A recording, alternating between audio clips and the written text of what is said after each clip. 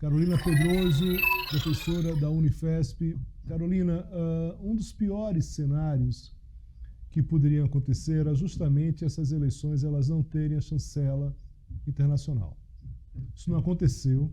O governo brasileiro, inclusive, até esse momento, não se posicionou de forma direta, apesar do partido do presidente Lula ter colocado uma defesa, né, em relação às eleições venezuelanas. A gente sabe o tamanho da encrenca dentro do partido, né, e muito claramente uma posição política ali dentro de um partido completamente dividido, né, enfraquecido, porque na verdade o principal nome do partido é o presidente Lula, que se elege muito menos pelo partido e muito pela própria imagem do presidente. Então vamos falar de governo. O governo Lula tem claramente uma dificuldade em relação a essas eleições venezuelanas, não se pronunciou de forma efetiva ainda, mas o que seria um dos piores cenários, que é a não chancela internacional dessas eleições venezuelanas, esse cenário ele começa a se desdobrar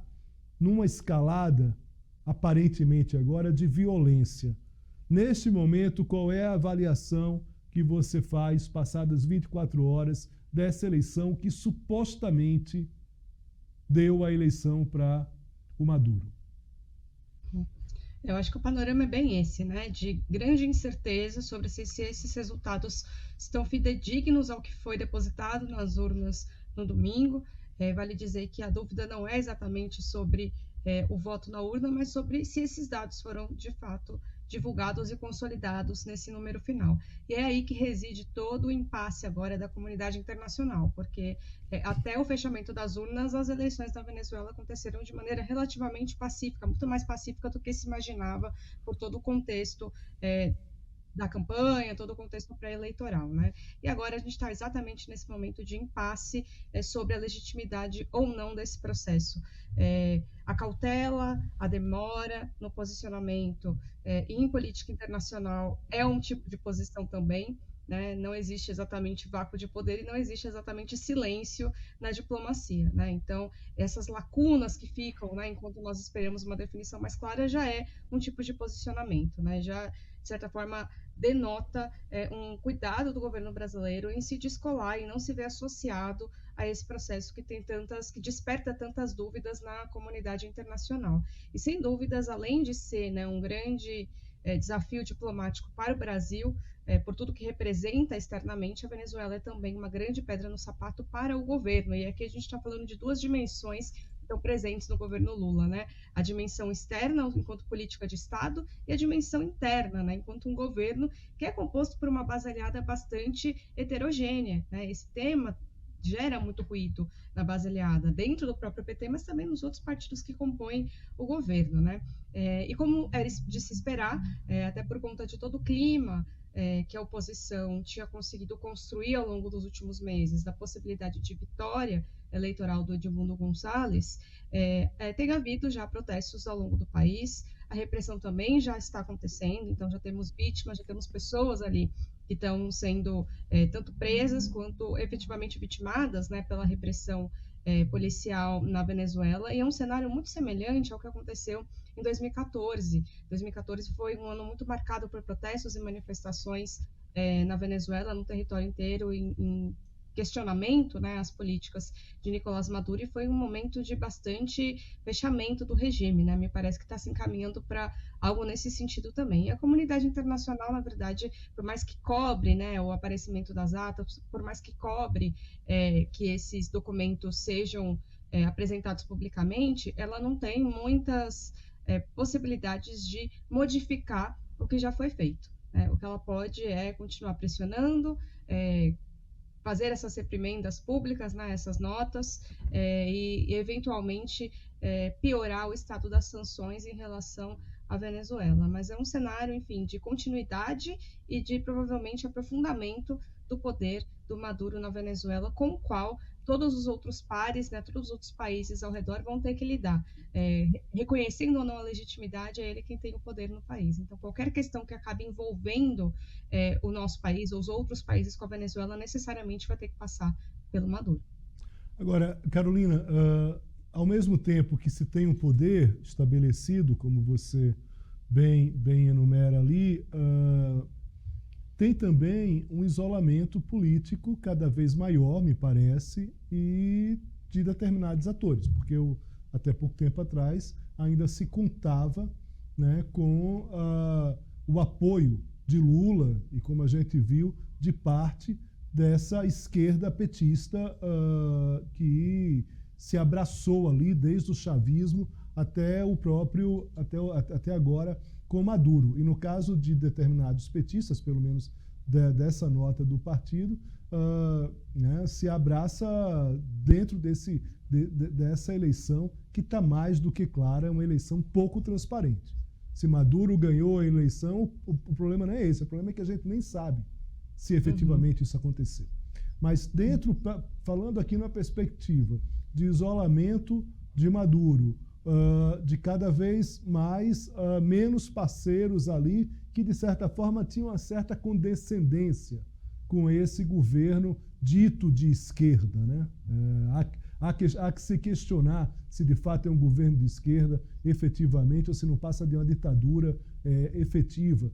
Mas nesse caso, como que você espera em relação dessa Venezuela pós-eleição? Você se referiu a protestos anteriores, mas me parece que essa escalada neste momento é muito maior em relação a esse poder, a essa autocracia, a esse populismo. Tem notícias agora de mais gente presas em relação à oposição, tem essa tensão, né, militar e policialesca dentro da Venezuela. Como é que você imagina esse país a partir de agora? É um país que já estava dividido, essa divisão se torna cada vez mais evidente, e é uma divisão em termos não só de diferenças ideológicas, mas de total incompatibilidade, né, entre os projetos políticos que estavam em disputa na eleição. Então, é uma polarização tão profunda que ela, na verdade, não permite essa convivência pacífica entre as duas partes. E quem tem mais poder, que no caso é o Maduro, acaba utilizando todos os meios necessários para defender essa posição, né? Isso tem ficado muito claro agora nas últimas horas, né? Seja pela não transparência, pela não divulgação desses dados, que seriam tão importantes para a comunidade internacional referendar ou não o processo, seja agora na repressão, nessa perseguição aos opositores, né, prisão, inabilitação política, e mesmo essa repressão mais direta contra aqueles que se manifestam contrariamente aos resultados, né, e que de alguma maneira estão aí pressionando de dentro do país para que o processo, de alguma forma, seja revertido. Esse isolamento internacional da Venezuela, ele, na verdade, é uma resposta ao próprio recrudescimento do regime, né, ao próprio fechamento do regime. Se parecia que havia uma disposição para haver, pelo menos, uma competição eleitoral mais ou menos livre, né, de fato competitiva, né, em que as partes teriam condições iguais de chegar ao poder, parece que está se encaminhando para um fechamento maior dessa possibilidade, né? Em ciência política a gente fala de autoritarismo competitivo e autoritarismo fechado. Me parece que a Venezuela está um pouco nesse caminho, né, de saída de autoritarismo competitivo para um autoritarismo fechado. E isso também gera exatamente esse processo de rifar, né, esses aliados que tinham algumas reservas com o processo, mas que de alguma maneira poderiam ser, enfim, pontos de apoio internacionais, como é o caso do Brasil, como é o caso de outras lideranças de esquerda que acabaram, enfim, com as evidências, né, que tem se apresentado com essa situação, se afastando. Enfim, não se pode desconsiderar também outro fator que a gente estava falando no caso do Brasil, mas que também acontece nos outros países da América Latina, que é esse cuidado que muitas lideranças democráticas de esquerda têm de não serem associadas ao que acontece na Venezuela.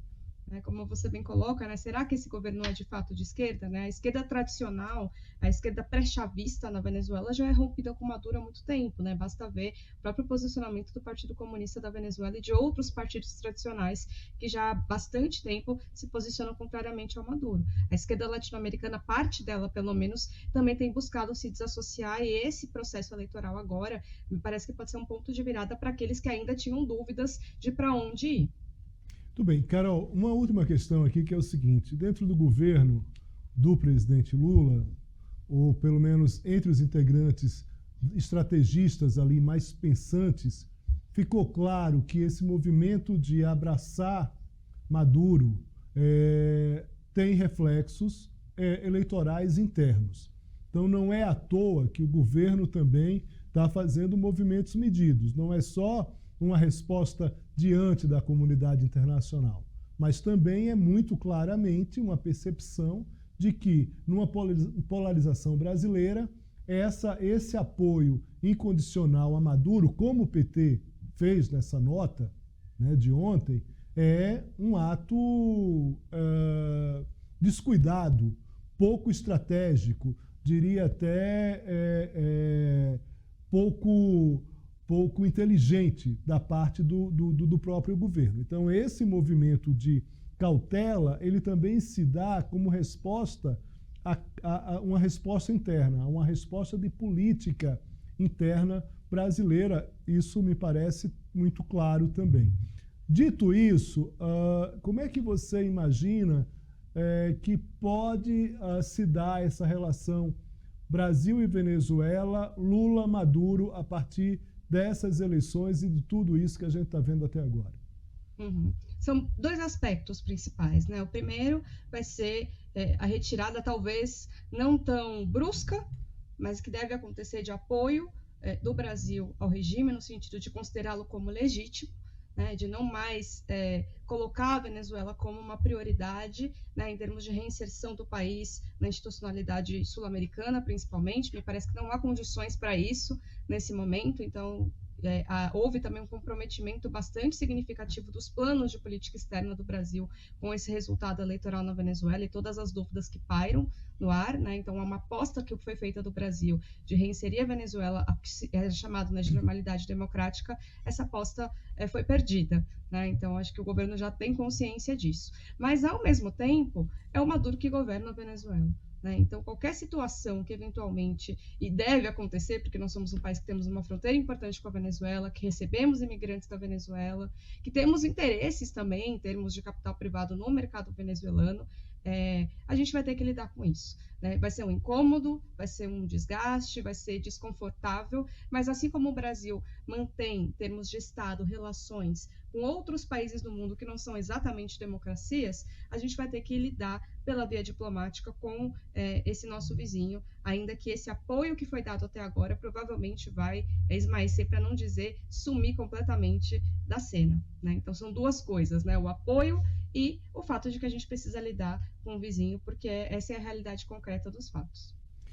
Carolina Pedroso, uma das vozes da Academia Brasileira que estuda a Venezuela, que estuda os países latino-americanos, que se dispõe com gentileza e com seu tempo, que nessa semana e nas semanas, nos dias anteriores, cada vez mais escassos em relação às demandas que a Carolina está tendo, inclusive aqui no SBT News. Aqui a equipe, a produção, a gente aqui da redação agradece muito aqui mais uma vez a sua gentileza com a gente. Um forte abraço, bom trabalho para você.